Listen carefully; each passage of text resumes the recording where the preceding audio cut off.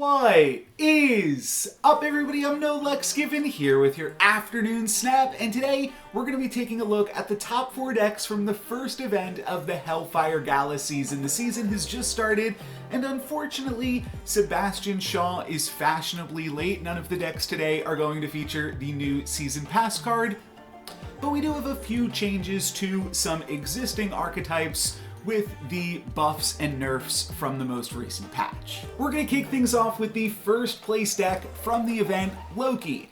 No surprise, Loki is still really good because itself did not get any nerfs with the recent patch, but I think the biggest story of the patch is that America Chavez is no longer the premier 6-cost card that you can just throw in every deck. And with America no longer really being viable, Ishan was looking for a top-end replacement and found Devil Dinosaur. Now, interestingly, this list does not include either Quinjet or Beast, which are typically pretty big payoffs as well for Loki decks that Ishan just chose to avoid. And I've been playing a little bit with this list. Devil Dinosaur can certainly get it done. We're going to see that in this game. I've got a full hand already, and Westview on turn 4 is going to turn into Sinister London. So Devil Dinosaur plus Shang-Chi means that we're going to be able to add a bunch of power to multiple locations, plus just answer whatever my opponent is trying to do if they're able to put a bunch of power in multiple locations. The deck does have a fair amount of tech with Shang-Chi,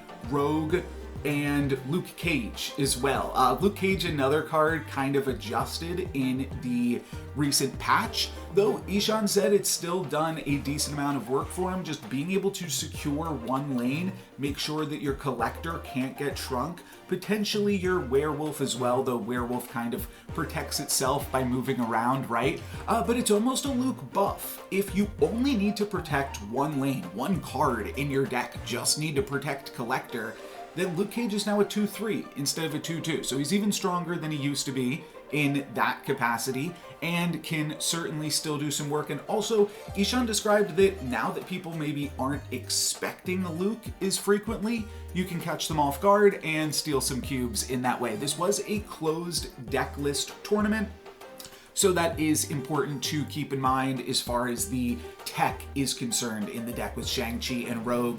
Rogue was able to come up really big in the finals. We'll take a look at the other finalist deck in just a moment. Let's take a look, focus in on this gameplay as well. Just kind of wanted to showcase myself playing with all of these decks as much as we could here. Took them all for a spin, that way I would have some first-hand experience and I could see how Devil Dinosaur actually functions. And we can see in this game, I mean, it's pretty big. My hand's totally full and we get it at multiple locations thanks to Sinister London.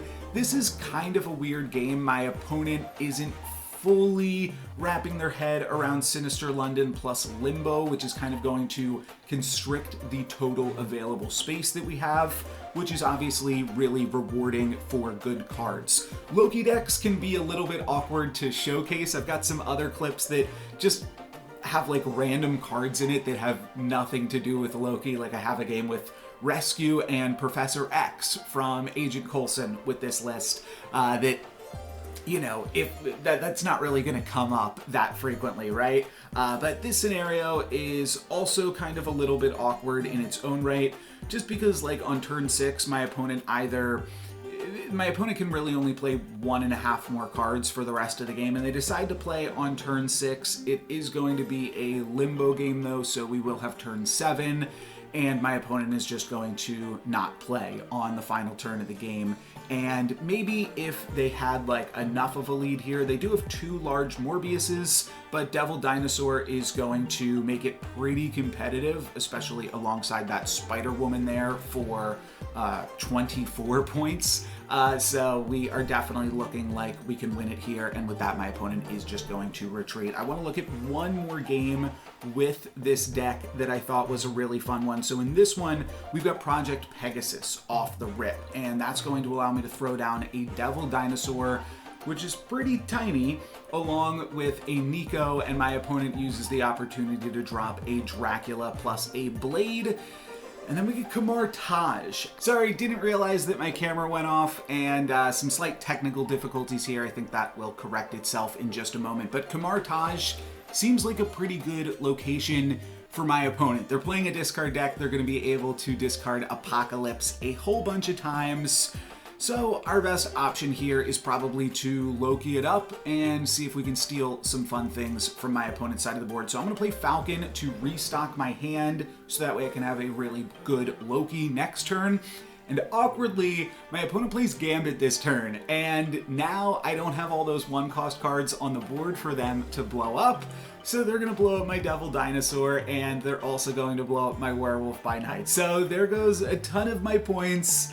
But maybe we can still make something work with Loki. I think if my opponent snapped here, I'd probably retreat, but they're not going to. So I'm going to Snow Guard into Kamartaj, and then I'll Loki over in Stark Tower to just make that a 7-power Loki to their 10-power MODOK. But what's interesting about MODOK is now we have a pretty good idea of my opponent's potential damage output on the final turn of the game. Now, they aren't going to draw Chavez, which was something that I actually always liked about playing against the discard deck. You always knew what they were going to draw on the final turn of the game.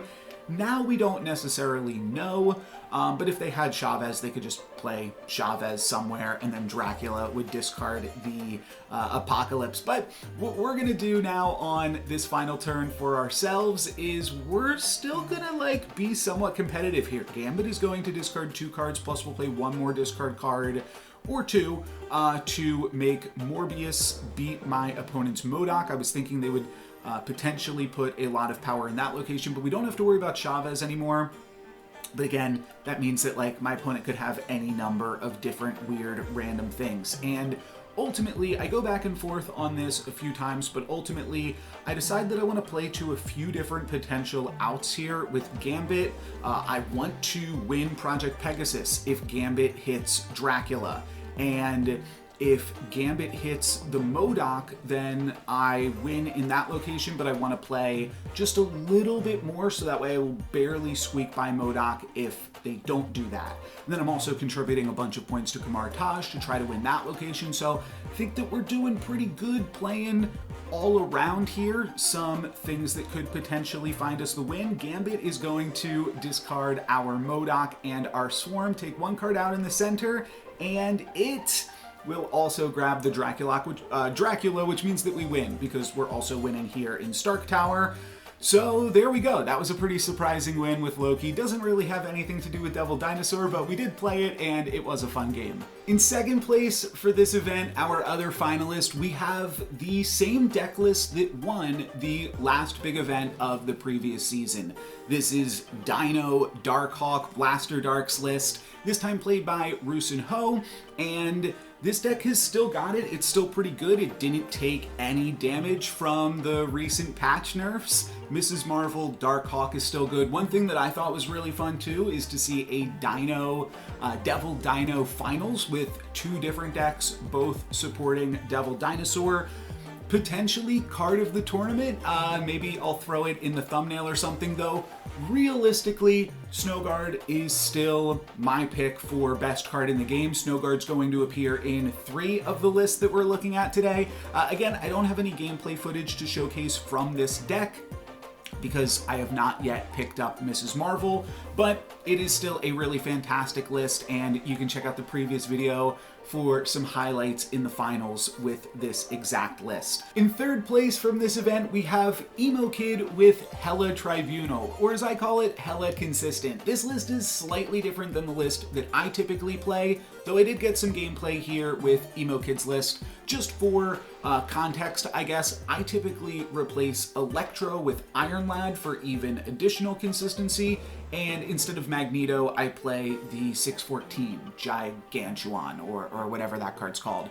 I think that I was impressed with Magneto. We're going to see that here in this clip that I played with Emo Kid's list, and honestly, I might try out Electro. It allows you to approach the combo from a different angle. You can just go Electro into Iron Man into Onslaught into Living Tribunal, and that's just a different way to assemble a different combo. Electro also allows you to play a turn 4 MODOK, which might be before you have drawn key cards that you don't want to discard. So I think that both of those angles with Electro probably do make it at the very least worth considering, and Iron Lad seems like a fine card to cut. I think that Magneto versus Gigantua is, or again, whatever it's called, apologies, that's kind of going to be like a personal choice, but I think it's also a metagame choice, and I think that I might be wrong. I might start to put Magneto in my decks just because it is so good against the Mrs. Marvel stuff that's flying around right now, and disrupting that I think is probably worth the loss of 2 power because the lanes are so important with Mrs. Marvel. We're not quite going to see that in this highlight. We're just going to see a fun one. I will right now, let me snap so that I remember it in editing. I am going to throw in 2 images. Well, you can see them here. These are rounds 1 and round 2 of the tournament for Emo Kid, and he was able to put up some really impressive numbers in the first 2 rounds of the event. He sent these my way when I asked if there were any fun moments. That first round is actually against Blaster Dark that I just talked about, that won the big tournament at the end of the previous season, now getting totally owned here by Hela Tribunal, and then just Iron Man plus Onslaught in Onslaught Citadel for over 400 power in all 3 locations is pretty crazy. This game gets pretty crazy as well, with Limbo always kind of being an awkward card. Like, Destroy decks never play Limbo themselves, right? But whenever you play Limbo against, or play Magic against a Destroy deck, they are always able to make really good use of it. It's part of the reason X-23 is now so good in the deck, because the deck does kind of play a few big expensive cards. Arnim Zola and Null, potentially, as we see Arnim Zola out of this list. Venom isn't going to trigger into nowhere, but they do have a lot of power in 2 locations, and that is the way that you beat this deck. If you want to. I shouldn't be giving away all the secrets, but if you're playing against this deck, the main way to beat it is to contribute a bunch of power in 2 locations and leave the 3rd location with like no power. Now, my opponent doesn't really do a great job of that here on the final turn, as they split up their Deadpool and Death, and now we could potentially beat them with a widespread of Living Tribunal, and that's more or less what is going to happen. I did mention one other thing that's going to happen in this game though as well, and that's going to be that, okay, it's going to come up in a second. Jubilee gets canceled out there. That's probably a fine thing though. And then Magneto is going to pull over my opponent's Venom from Aunt May's, and we can see that if they had instead okay, there wasn't really a way around them around this one, to be totally honest. So I don't think that my opponent could have played this better or worse. If I had Gigantuan instead, or Gigantuan, then we still would have won this game. My opponent would have had 26 power in Limbo, but 2 more power from Gigantuan probably would have put me up to 27 power in all 3 locations. I'm not going to bother doing the math though. But there you go. There is a good win with a splashy, fun Magneto finish with Emo Kid's Hela Tribunal. Finishing 4th place in this event, we have Android's Bounce list. Now, Bounce is another deck that, again, it's losing Chavez. How is it going to compensate? Well, Android just threw Forge in there and said, you know what, we're just going to play another card that we can bounce, and we'll be a little bit more consistent in that way. Of course, we're not going to draw Beast as frequently, we're not going to draw Darkhawk as frequently, Werewolf as well, another key card in the deck, but we're still going to be able to get it done. And the deck definitely gets it done in this game. I've said I'm not the best bounce player, but this is the best bounce game that I have ever played, and it's partially due to the crazy locations that we get in this one. I did showcase these a little bit in the article, a little bit of a teaser, but it's crazier than this will even lead on here, because we've got Superflow and then we've also got White Hot Room. One thing that is occasionally an issue with bounce decks is having enough energy to replay all of your cards after you bounce them, especially if you have Falcon and Beast. I think that Falcon can be an awkward card sometimes in terms of having enough time to then replay everything again for the 2nd time. But the energy from Superflow plus the energy from White Hot Room is definitely going to make that possible. Now, a little bit of a risk with Black Widow giving my opponent the Widow's Bite. That's going to allow my opponent to fill the White Hot Room this turn on turn 3, but we will be able to fill it as well. We won't be able to move Werewolf around, and we're going to have to return Werewolf to our hand, but that's a small price to pay. Small price to pay for +3 energy every turn. We'll be able to easily recast Werewolf with that bonus energy. As you can see, my opponent is also going to get that same bonus. They'll also throw down a sentry into the White Hot Room themselves and the Hood. So potentially looking to junk me up a little bit with Annihilus, and that's going to mean that I might want to hang on to my second beast. I don't know if you picked that up there, but I was able to pick up a second copy of Beast with Nico's clone spell. So really, we've got a crazy potential to high roll this game. And this turn, I'm going to bounce the Werewolf all around, in and out of the Super Flow, and then I'm going to return to my hand all of the cards that I play into the Super Flow and get the opportunity to do all of that again. And then I could even, like, one other thing I could consider here is using Beast to bounce Beast, but I did kind of want the extra energy again from the Super Flow, so this is the play that I'm gonna go with. We are going to junk up my opponent just a little bit more with this Black Widow. Nico is going to change that Danger Room to something else, and that something else turns into Bar Sinister, which is crazy. That means that we probably lose the rightmost location, which is a little bit awkward. Wasn't really expecting that to happen, but I also didn't fully grasp the ramifications of giving my opponent 4 Widow's Bites in a Bar Sinister game. My opponent's going to send over the Void, the Hood, well, they're going to destroy those things, and they're going to send over the Widow's Bite, rather. But because they have used their Annihilus, now they can't send over the future Widow's Bites.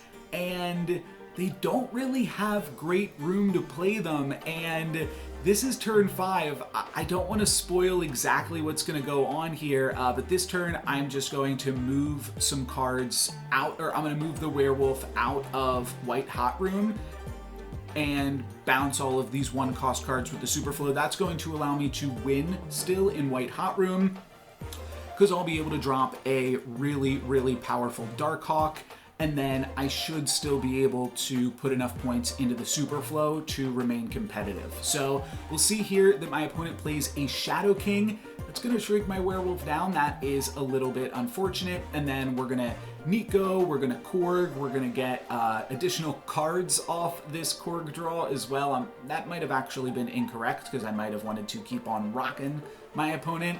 But our Darkhawk is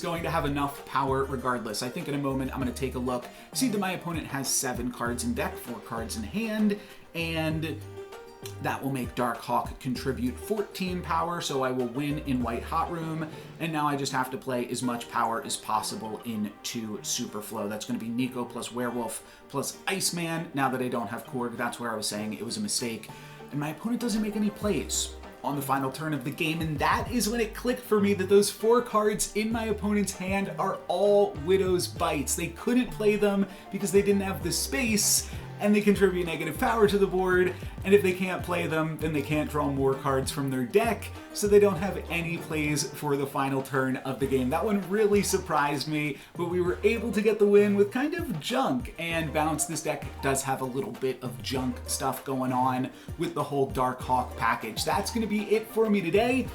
Hopefully you guys enjoyed this look at the top 4 decks from the first tournament of the Hellfire Gala. That's going to be it for me today. Thank you guys very much for watching. I'm NoLucksGiven. Peace.